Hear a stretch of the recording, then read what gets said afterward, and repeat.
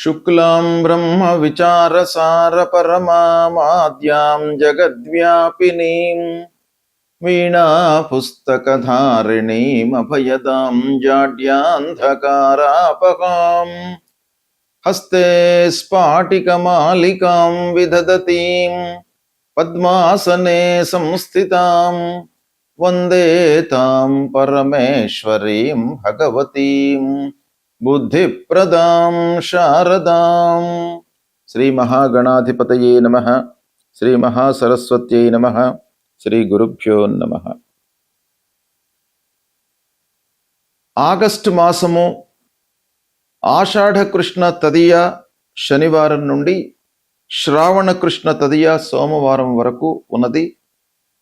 ఈ ఆగస్టు మాసంలో గ్రహాలు ఏ రాశులలో సంచరిస్తున్నాయి అనే విషయాన్ని మనం చూసినట్టయితే, సూర్యుడు ప్రధానమైనటువంటి గ్రహము 17వ తారీఖు వరకు కర్కాటక రాశిలో సంచరిస్తున్నాడు. తదనంతరం సింహరాశిలోకి ప్రవేశిస్తున్నాడు. కుజుడు 2వ తారీఖు నుండి మిథున రాశిలో సంచరిస్తున్నాడు. బుధుడు 5 ఆగస్టు వరకు మిథున రాశిలో సంచరిస్తున్నాడు. 5 ఆగస్టు నుండి 22 ఆగస్టు వరకు కర్కాటక రాశిలో సంచరిస్తున్నాడు. 22 నుండి మాసాంతం వరకు కూడాను సింహరాశిలో సంచరిస్తున్నాడు.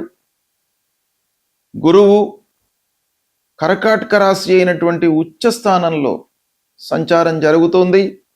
శుక్రుడు 1వ తారీఖు నుండి కన్యా రాశిలోకి ప్రవేశించి మాసాంతం కూడాను కన్యా రాశిలో సంచరిస్తున్నాడు. శని మీనరాశిలో వక్రించి సంచరిస్తూ ఉన్నాడు. రాహువు కుంభరాశిలో సంచరిస్తున్నాడు. కేతువు సింహరాశిలో సంచరిస్తున్నాడు. ఈ విధంగా 9 గ్రహాలు ఈ రాశులలో సంచరిస్తున్నాయి. అయితే ఈ సంచారము 12 రాశుల వారికి ఎలాంటి ఫలితాలను ఇవ్వబోతున్నాయి ఈ ఆగస్టు మాసంలో అనే విషయాన్ని మనము విశ్లేషించి తెలుసుకుందాం. కన్యా రాశి వారికి ఆగస్టు మాసంలో ముఖ్యంగా పురుషులకు గోచార ఫలితాలు ఎలా ఉన్నాయో తెలుసుకుందాం. ఈ ఆగస్టు మాసంలో కన్యా రాశి వారికి 17వ తారీఖు వరకు ఏకాదశ స్థానంలో సూర్యుడి యొక్క సంచారం జరుగుతుంది. చాలా అనుకూలంగా ఉంది. తదనంతరం ద్వాదశ స్థానంలోకి ప్రవేశిస్తున్నాడు. ప్రతికూలంగా ఉంటాడు. కుజుడు 10వ స్థానంలో సంచరిస్తున్నాడు. ప్రతికూలం. బుధుడి యొక్క అనుకూలత ఉంది. 10, 11, 12 స్థానాలలో సంచరిస్తున్నాడు. అనుకూలంగా ఉన్నాడు. గురువు ముఖ్యంగా ఏకాదశ స్థానం లాభస్థానంలో సంచారం జరుగుతుంది. కన్యా రాశి వారికి చాలా అనుకూలమైనటువంటి ఫలితాలు ఉంటాయి గురువు మూలకంగా. శుక్రుడి జన్మస్థానంలో అనుకూలమైనటువంటి ఫలితాలను ఇస్తాడు. శని 7వ స్థానంలో సంచరిస్తున్నాడు. ప్రతికూలం. అయితే వక్రగతిని పొంది సంచారం చేస్తున్నాడు కనుక 6వ స్థానంలో సంచరించేటువంటి ఫలితాలను ఇస్తాడు. కాబట్టి శని మూలకంగా కొంత పూర్వము కంటే కూడాను ఈ మాసంలో మీకు అనుకూలమైనటువంటి ఫలితాలు గోచరిస్తున్నాయి. రాహువు 6వ స్థానంలో అనుకూలంగా ఉన్నాడు. కేతువు 12వ స్థానంలో ప్రతికూలంగా ఉన్నాడు. ఈ విధంగా ఈ 8 గ్రహాల యొక్క స్థానాలు ఉన్నాయి ఈ మాసం లోపల. గురువు, రాహువు, శుక్రుడు, సూర్యుడు, ఈ గ్రహాలు చాలా అనుకూలంగా ఉన్నాయి ఈ మాసంలో కన్యా రాశి వారికి. ఓవరాల్గా చూసినట్టయితే 80-85% మంచి ఫలితాలు, శుభ ఫలితాలు ఈ ఆగస్టు మాసంలో మీరు పొందే అవకాశం బాగా కనబడుతుంది. అయితే గురువు ఏకాదశ స్థానంలో సంచారం బాగా యోగిస్తుంది, కలిసి వస్తుంది. రావాల్సినటువంటి డబ్బు మీకు చేతికి అందుతుంది. ప్రయత్నించినటువంటి కార్యాల లోపల మీకు విజయం చేకూరుతుంది. అంటే సక్సెస్ రేట్ బాగా కనబడుతుంది ఈ మాసం లోపల. ఉద్యోగం చేస్తున్నటువంటి వాళ్లకు ప్రమోషన్ లభించే అవకాశం, శాలరీ లోపల పెంపుదల, స్థితి మీకు అనుకూలంగా ఉంటుంది. మంచి పనులను మీకు ఆఫీసులో అప్పజెప్పడం మూలకంగా మంచి పేరును సంపాదిస్తారు. ఆదాయము మీకు చాలా పెరుగుతుంది ఈ మాసం లోపల.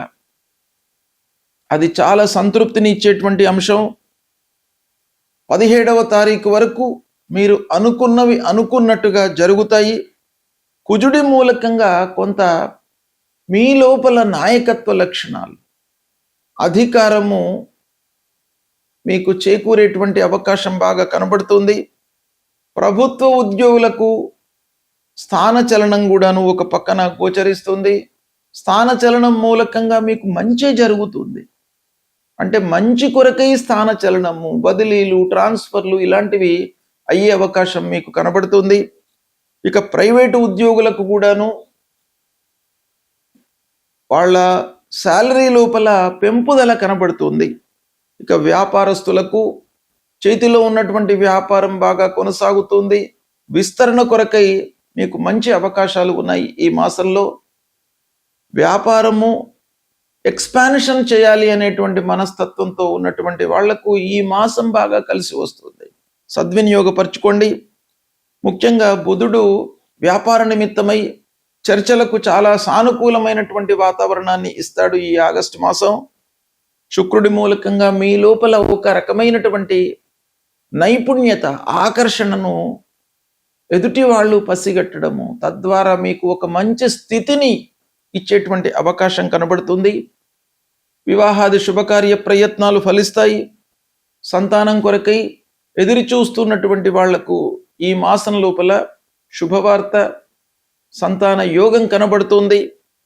ఇకపోతే అన్ని రంగాలలో కూడాను మీకు విజయం చేకూరేటువంటి అవకాశాలు ప్రస్ఫుటంగా ఈ మాసంలో కనబడుతున్నాయి. కోర్టు వ్యవహారాలు అనుకూలిస్తాయి.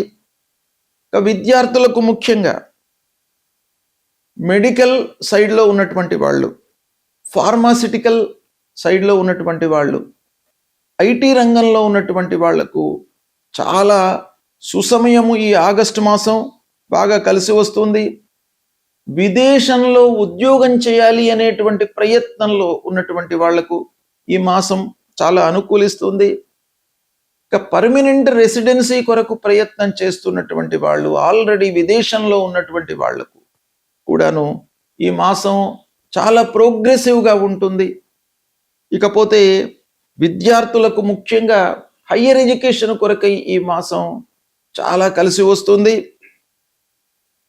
బిజినెస్కు సంబంధించినటువంటి చదువు లోపల ఉన్నటువంటి వాళ్ళు, అంటే ఎంబీఏ కానివ్వండి, సిఏ కానివ్వండి, లేదా అడ్మినిస్ట్రేషన్ సైడ్లో ఉన్నటువంటి వాళ్ళు, అలాంటి విద్య కొరకై ప్రయత్నాలు చేస్తున్నటువంటి అభ్యర్థులు, విద్యార్థులకు కూడాను బాగా కలిసి వస్తుంది.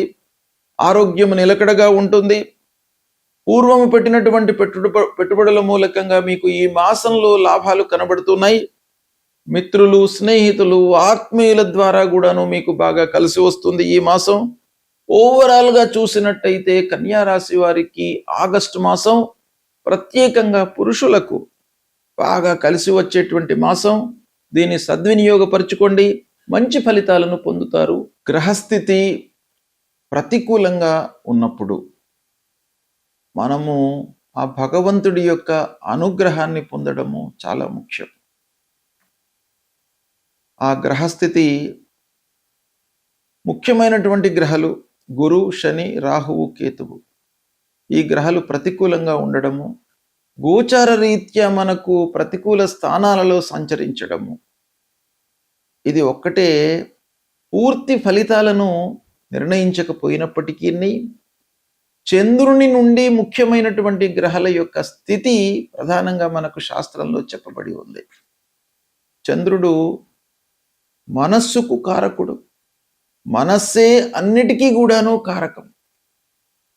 మనము భావిస్తే ఒక విషయము మంచి అనిపిస్తుంది, మన భావన వారిపై విపరీతంగా ఉన్నట్టయితే అది విభిన్నంగా ఉంటుంది. కాబట్టి మనస్సు చాలా విషయాలపై ప్రభావాన్ని చూపిస్తుంది గనక చంద్రుని నుండి ముఖ్యమైనటువంటి గ్రహాలు ఏ స్థితిలో ఉన్నారు అనేదే మనం ప్రధానంగా గోచారంలో చూస్తుంటాం. అయితే ఇదే కాకుండా జన్మ సమయం లోపల ఉన్నటువంటి గ్రహస్థితిని కూడాను మనం లెక్కలోకి తీసుకోవాలి. ఆ జన్మ సమయంలో గ్రహాలు ఎలా ఉన్నాయి, మిత్రస్థానాలలో, శత్రుస్థానాలలో, సమస్థానాలలో ఉన్నారా? ఈ ముఖ్యమైనటువంటి గ్రహము సంచరిస్తున్నటువంటి రాశి ప్రతికూలంగా ఉన్నప్పటికీ పుట్టిన సమయం లోపల అష్టక వర్గులో అధికమైనటువంటి పాయింట్స్ను కలిగి ఉన్నట్టయితే మనకు కొంత మంచి ఫలితాలు వచ్చే అవకాశాలు ఉంటాయి.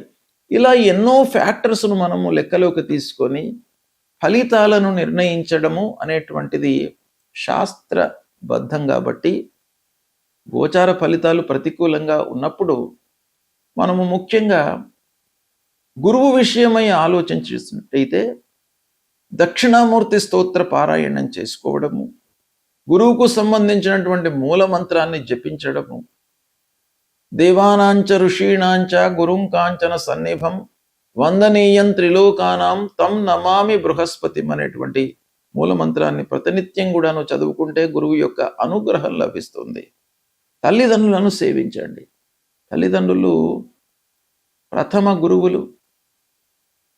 జన్మతో మనకు అన్నీ నేర్పినటువంటి వాళ్ళు ప్రప్రథమంగా తల్లిదండ్రులు. కాబట్టి వాళ్లకు సపర్యలు చేయడము, వాళ్ళ యొక్క ఆరోగ్య విషయమై మనము మనసు నిలపడము, బాగోగులను చూసుకోవడము, ఇవి చాలా ప్రధానమైనటువంటిది. తద్వారా వాళ్ళ యొక్క అనుగ్రహం లభిస్తుంది.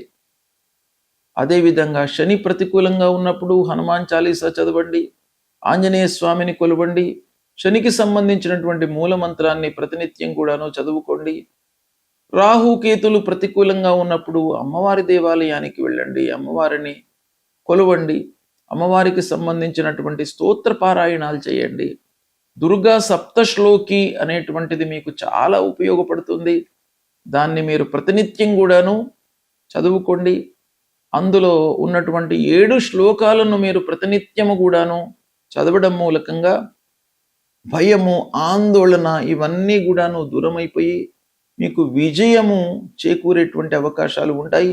ఆత్మవిశ్వాసాన్ని మీకు ఆ అమ్మవారు మీ లోపల నెలకొల్పుతారు. కాబట్టి అది చేయండి.